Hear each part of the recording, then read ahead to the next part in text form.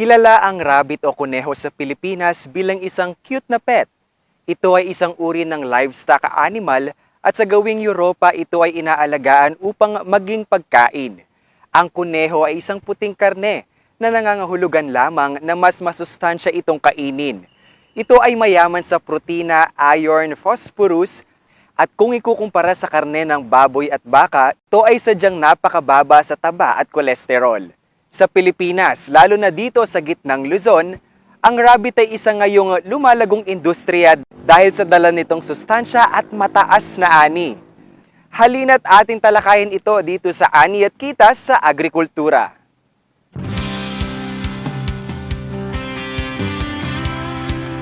Siguradong pagkain sa buong bansa, masaganang ani, mataas na kita, maunlad na buhay ng mga magsasaka at mga mangingisda.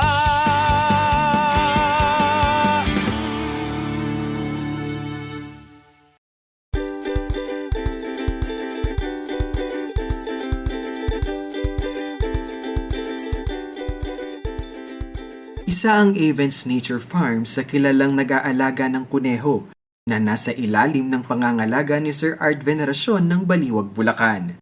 Ngayong araw, malalaman natin kung paano nakapasok sa rabbit racing ang kanyang pamilya. Dati bago kami mag-farm, as a garment industry kami, no? Meron kaming isang garment factory at nag-export kami sa US. No?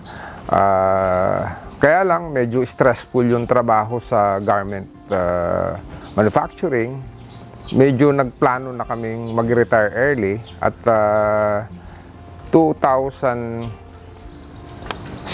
nag-umpisa kaming mag-farming. Kaya lang weekend farmer kami during that time at every Friday afternoon umuwi kami dito sa Baliwag at Sunday afternoon bumabalik uli kami sa Metro Manila, particularly Quezon City, no? So, ganun yung naging buhay namin until the time na sabi namin walang mangyayari sa weekend farmer. So, we decided na umuwi na rito sa Bulacan, 2010. Nag-start na kami rito sa Baliwag. Unang plano ni na Sir Art ay magtayo ng agritourism farm site. Ngunit sa kanilang pag-iikot sa iba't ibang farm site sa Pilipinas, nakita nila na pare-pareho lamang ang mga ito. Dito na pumasok sa kanilang isipan kung paano nga ba maging attractive ang kanilang sakahan sa mga bisita. Una nilang ginawa ay magtanim ng iba't ibang klase at uri ng exotic fruit trees tulad ng sapote, breadfruit at sa kasalukuyan na ay meron silang 100 species ng rare plants sa kanilang sakahan. Sa paghahayupan naman na ay meron silang native pigs, native chicken, bibe at fish pond. Sa kanilang pagbisita sa Chaong, Quezon, dito sila nakakita ng kuneho na hindi nila karaniwang nakikita sa mga farm sites. Kaya we decided to buy few number of heads, no? Ang nabili ata namin doon, siyam na rabbit. But ang problema namin during that time, hindi kami marunong mag-alaga, no? Kaya after 2 weeks namin inalagaan yung una namin nabili, ay namatay yung kalahati. Yung 4 namatay. Natira sa amin 5, 2 male at 3 female, no? So, yun yung time na sinubukan naming mag-research, no? Sa ngayon naman, madaling mag-aral ng pag-aalaga ng anumang hayop, no? Kasi nga, andyan yung internet, no? Andyan yung Google na pwede kang mag-research, no? So, ang ginawa namin, hinanap namin sa Google at nakakita kami ng different information from Google. Ang ginawa namin dito sa aming farm, lahat na nakita namin information sa Google, binalidate namin dito sa farm, no? So, yung nakikita namin adaptable dito sa Pilipinas ay yun yung inadapt namin. Itinuon nila ang kanilang pananaliksik sa pangangalaga ng rabbit para sa meat production. Dahil gusto nilang matugunan ang food sufficiency sapagkat mabilis kung magparami ang mga kuneho. Ngunit hindi rin naging madali para sa kanila ito. Naging problema rin sa umpisa. Kasi nga, yung market wala. No? So we have to develop our own market. Ang ginawa ho namin is tinry namin magbigay ng training. Kasi nga sabi ko, in giving seminars, unang-una papakainin namin ng rabbit yan eh. If you have attendees of around 15 persons, 15 yung kakain siya ng rabbit. So, nagkakaroon ka ng market, no? But initially, tinrain ko yung family ko. Magmula nung nag-alaga kami ng rabbit, hindi na kami bumili ng baboy, manok, or baka. Ito yung aming kinakain dito. At before, meron din kaming baboy. Pag gusto namin kumain ng baboy at manok, meron kaming available dito sa farm, no? But unang naging market namin dito, yung aming family. Pinagpatuloy nila ang paghihikayat hanggang sa itayo nila ang Association of Rabbit Meat Producer na nairehistro sa Security Exchange Commission taong 2015. Ito ang naging daan upang maikonekta ang lahat ng rabbit meat producers ng bansa. Isa ang kalihim ng Department of Agriculture sa tumulong sa kanila dahil sa sinambit nito na ang rabbit ay pwedeng pang-alternatibo sa karne ng baboy. Isa rin itong magandang balita, lalo na at marami ang mga naapektuhan dulot ng African Swine Fever. Dahil kilala ang rabbit bilang alagain o pet lamang sa Pilipinas, meron pa ring mga kumokontra sa pagkatay upang gawing pagkain ito. Kami bilang isang organisadong grupo at kinikilala ng Bureau of Animal Industry, kami ay madalas patawag sa Committee on Animal Welfare. No? Dito sa Committee on Animal Welfare, kasama dito yung mga grupo na advocating animal welfare. No? At ang first experience namin when we were called, kasi nga they're asking us paano ini-slaughter yung rabbit. Noon kasi nagsisimula kami, talaga namang we're using cervical dislocation, no? Na it's hindi katanggap-tanggap sa kanila. But when we were called dun sa meeting, hindi na kami gumagamit ng cervical dislocation. May equipment na kami ginagamit, which ang tawag sa kanya is penetrating bolt, no? Ngayon, we encourage yung mga nag-slaughter na gumamit talaga ng itong penetrating bolt, no?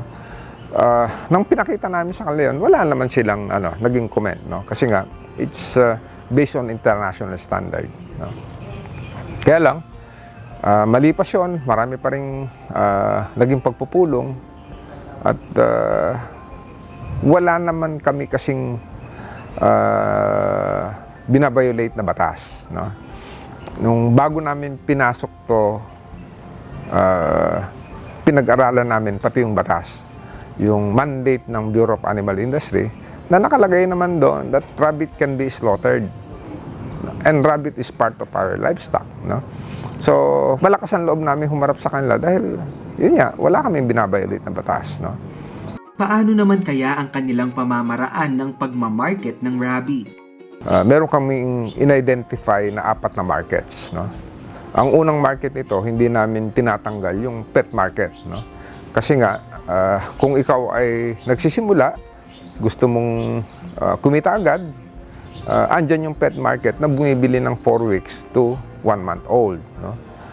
Bagamat medyo hindi siya katanggap-tanggap na yung rabbit ay kinukuha mo rin sa nanay na sumususo pa yung mga rabbit at pinebenta mo na, no?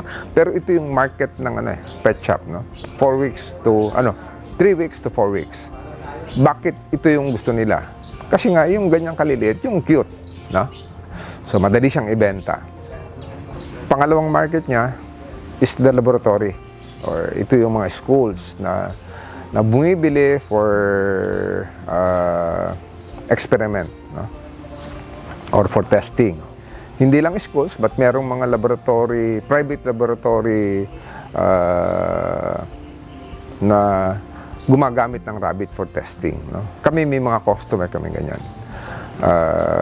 Malakas to pagka yung magbabakasyon kasi nga maraming nagtitisis, no? Ang buying ng laboratory is from 1 kilo to 1.5, no? Then after the laboratory, ito yung breeders market. Sa ngayon, ito yung napakalaking market na halos lahat ng bumibili ng rabbit gustong pumasok sa pag-aalaga ng kuneho, no? Ang medyo nakakalungkot nga lang kung ito ay isang industriya na bagong-bago, lahat ng ipinapanganak na rabbit ay consider as breeder, no? Kung titingnan natin yung other livestock industry katulad ng baboy, meron na tayo dyan mga breeder farm na ito ay nakakonsentrate sila sa pagbebenta ng baboy na for breeder, no? Hindi siya for fattener or for slaughtering, hindi siya ganon, no? Kami rito sa rabbit industry, sa ngayon wala pa kami doon, hindi pa kami maabot, no? Na ito rin yung aking pinopropose. Sana matulungan kami rin ng gobyerno dito na magkaroon ng mga breeder farm in every regions na will cater to the would-be rabbit farmer na meron silang makukunan ng maayos na breeder, no? Yung breeders market, ito yung nakikita naming malaki at dito kami papunta, no? Meat market, no? Malaki yung potential nito na tingin ko dapat palakihin yung industriya, no? Sa ngayon, limited pa yung mga supplies, no? Sabi nung iba, ang rabbit hindi siya acceptable sa mga Pilipino, no? Ang parati namin sinasabi rito, meron bang available sa market ng rabbit meat? Wala naman eh. Anywhere you go, supermarket, meat shop, wala kang makikitang rabbit meat, no? Ito yung gusto namin mangyari, maging available sa everybody, na magpunta ka sa supermarket, meron kang mabibiling rabbit meat. Sabi nila mahal because we're selling rabbit meat at 450 a kilo. Ex-farm. Kung siguro maging available to sa mga supermarket, they cannot buy 450 pesos. Maybe the price will be around 550 pesos. No? Ganun yung magiging pricing yan. Nakita na natin na mataas ang demand sa rabbit, ngunit sadyang kulang pa rin ang producers para dito. Kaya isang magandang paraan ng pagkakakitaan ang pagkukuneho. Sa atin namang pagbabalik, ating malalaman ang tamang pangangalaga ng mga ito. Kaya't huwag bibitaw at magbabalik ang Ani at Kitas sa agrikultura. Muling nagbabalik ang Ani at Kitas sa agrikultura. Kanina ay nalaman natin kung paano nabuo at pinalakas ang rabbit racing sa Pilipinas. Ngayon ay atin namang matututunan kung paano ang pangangalaga nito at ano ang mga dapat isaalang-alang sa pagkukuneho. Number one na dapat tandaan sa pag-aalaga ng rabbit is before engaging, try to research muna. Available naman na ngayon ang internet for research at saka mga books para hindi naman kaagad magkamali. At isa pang mahalaga is yung marami nang available din ng mga seminars na kinukonduct na para pag-aralan yung pag-aalaga ng rabbit. So, para yung panimula nila is hindi nakakadismaya. Kasi ma-apply kaagad lahat nila yung natutunan nila from the seminars. And yung sunod is yung proper sanitation at saka yung tamang lugar kung saan nyo ilalagay yung rabbit na hindi ganong exposed sa public at saka sa ibang livestock. Yung proper feeding and diet, hindi pwede rin sa kanila yung tipong pabago-bago ng kung ano yung pinapakain sa araw-araw. Magsiset kayo ng proper diet nila. For our farm, ang approach namin sa ngayon is feeds sa umaga na rabbit pellets talaga na all natural, yung without the additives. Kasi nowadays na nakikita ko, yung ibang rabbit racer, pagka hindi sila maka-avail ng specific feeds for the rabbits, kung ano na lang commercial feeds ang ipoprovide nila. Yung iba nga narinig ko, Integra daw, yung iba is hog pellets. Kung sakali man magpapa-substitute sila ng commercial feeds, I would rather pick yung hog pellets na lang. Kasi yung for the chickens kasi, ang manok, 2-leggeds lang yan. Tapos nangingitlog yan, hindi nagpapasuso. Ang rabbit, kung ikukumpara mo, four-legged yan tulad ng baboy, nanganganak ng buhay din, tapos nagpapasuso din. Kinakailangan din na maayos at nasa tamang laki ang kulungan para sa mga kuneho. Yung cages, sa amin, for starters, ni-research din namin yan. Yung standard, international standard pa nga yung cages namin. Kasi nga, we're trying to avoid na rin yung animal cruelty. Kasi nga, inaalagaan mo yung rabbit for meat production sa amin dito sa farm. Dapat hindi rin stressful ang living ng rabbit before they go through the slaughtering process na. Kaya we try to research the international standard sizes ng cage. Also, to avoid the animal rights activists na mapuna kami na may mga pagkakamaling approach. And then yung tinuturo kasi namin sa mga ibang racers is hindi yung typical na pwede na yan na type. Kailangan sumunod ka rin talaga sa standard. Yung cages namin, nakaset yan for grow out up until mature stage. Although ang rabbits kasi, when it comes to 3 months old na age, nagiging territorial na yan. So, they need a separate cage individually. Individually na. Pero yung 1 month old na bagong wean lang doon sa nanay up until mga 2.5 months old, magkakasama pa sila magkakapatid sa kulungan, pwede pa. Napaka-importante din ang pagiging maalam sa pagpaparami ng kuneho upang maiwasan ang inbreeding. Sa breeding process naman namin kasi, kadalasan, we do the procedure during the morning. Yung hindi pa ganong sikat yung araw. That is around 6:30 in the morning up until 7 to 7:30.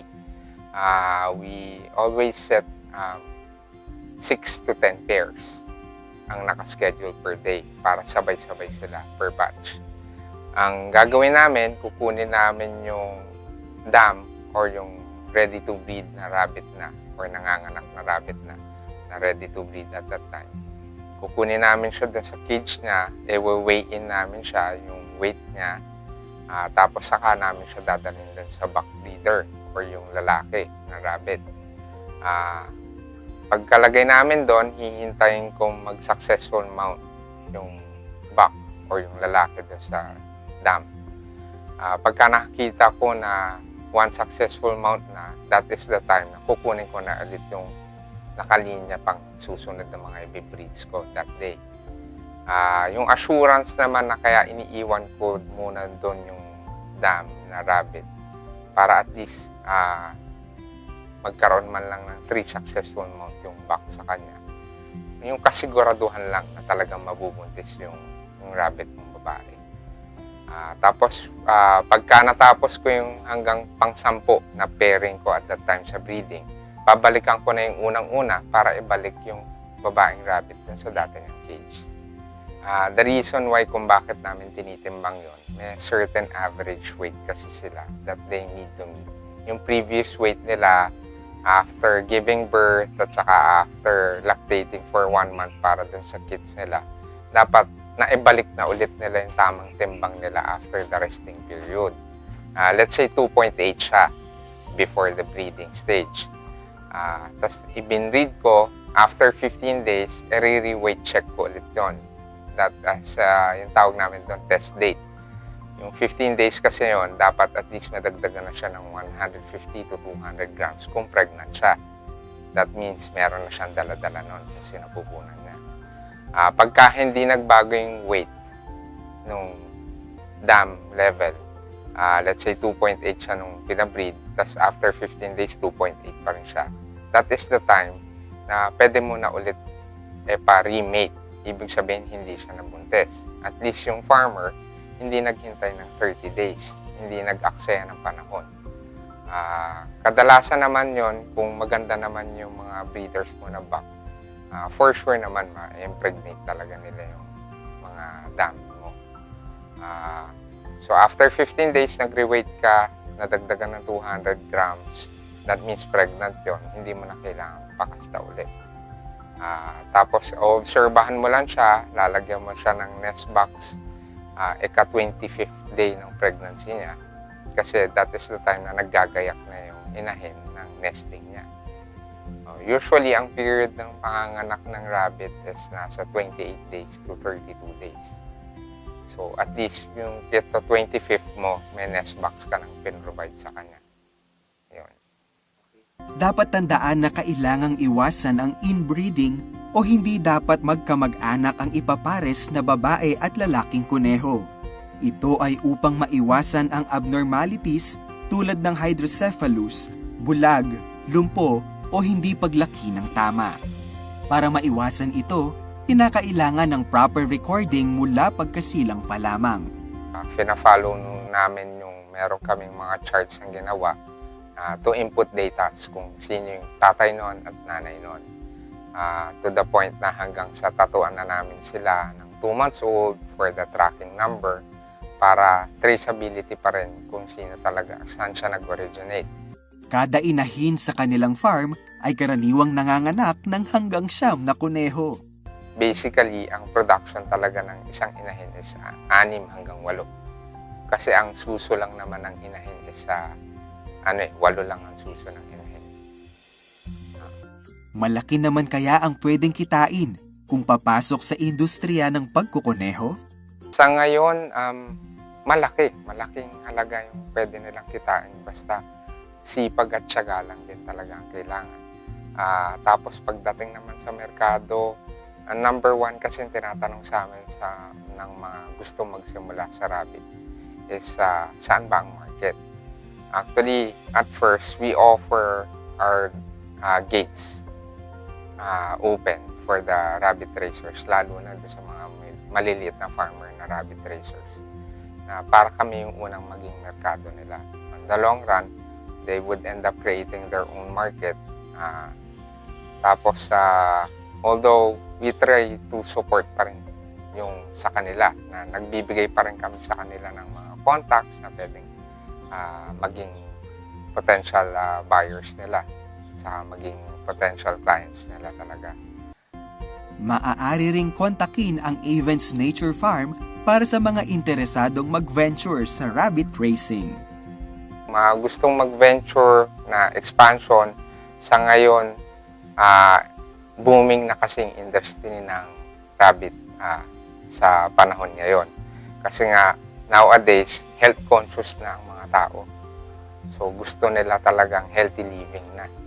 So, ito yung tamang paraan na nakikita ko na pagsimulan din nila na yung grow your own food, na para at least ligtas din sila in the future, at saka for the magbe-benefit din naman yung mga younger generation sila. Mako-contact nila kami through FB page. Available po yung Avens Nature's Farm FB page. Tapos dito ho nagko-conduct na rin ng Avens Nature's Farm ng seminar every Saturday. They could reach us at 0918-903-0633.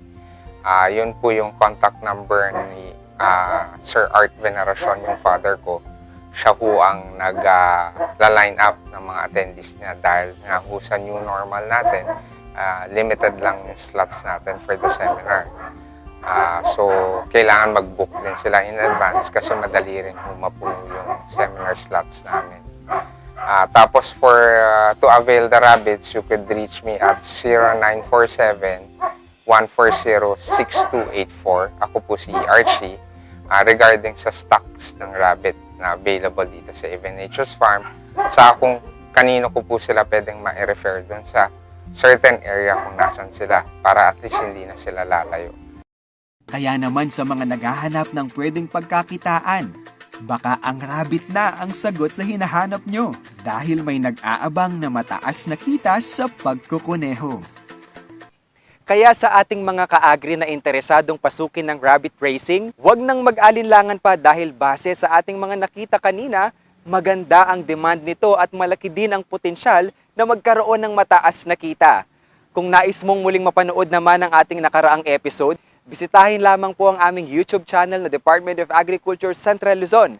At huwag na rin kalilimutang mag-like, share at subscribe. Kung gusto mo namang manatiling updated sa mga kaganapan dito sa Kagawaran, bisitahin lamang po ang aming Facebook page na Department of Agriculture Central Luzon. Maraming salamat po sa inyong pagtutok at muli po tayong magkita-kita hanggang sa susunod na episode ng Ani at Kita sa Agrikultura.